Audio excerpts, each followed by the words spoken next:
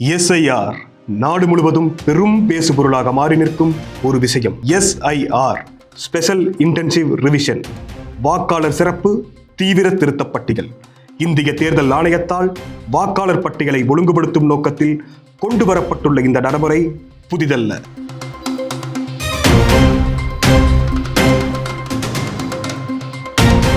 இந்திய வரலாற்றில் 1951ஆம் ஆண்டு முதல் 2004 வரை 8 முறை இந்த SIR ஆனது எடுக்கப்பட்டுள்ளது. இறுதியாக 2002 முதல் 2004ஆம் ஆண்டு கால இடைவெளியில் வாக்காளர் பட்டியல் வரையறை மேற்கொள்ளப்பட்டது. அதுவே கடைசியாக வெளியிடப்பட்ட இறுதி வாக்காளர் திருத்தப் பட்டியல். அதன்பின் தற்போதுதான் இந்த SIR பணிகள் மேற்கொள்ளப்படுகின்றன.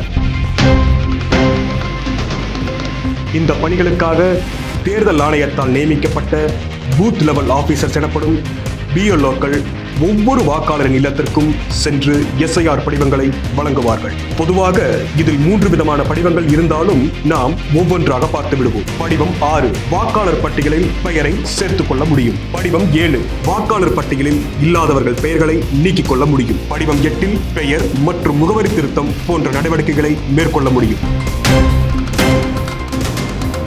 புதிதாக வாக்கு செலுத்த தகுதியான 18 வயது நிரம்பியவர்கள் தனது வாக்குரிமையை உறுதி செய்து கொள்ள படிவம் 6ஐ கவனத்துடன் நிரப்பி உங்கள் பூத் லெவல் ஆபீசர்களிடம் கொடுக்க வேண்டும்.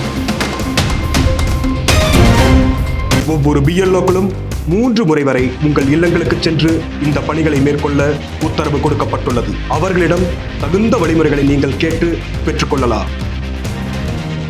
இதை BLOக்களிடம் பெற இயலாதவர்கள் தேர்தல் ஆணையத்தில் voters.eci.government.in அதாவது voters.eci.gov.in என்ற இணையதள முகவரியில் பதிவிறக்கம் செய்து நிரப்பும் வழிவகையும் உண்டு.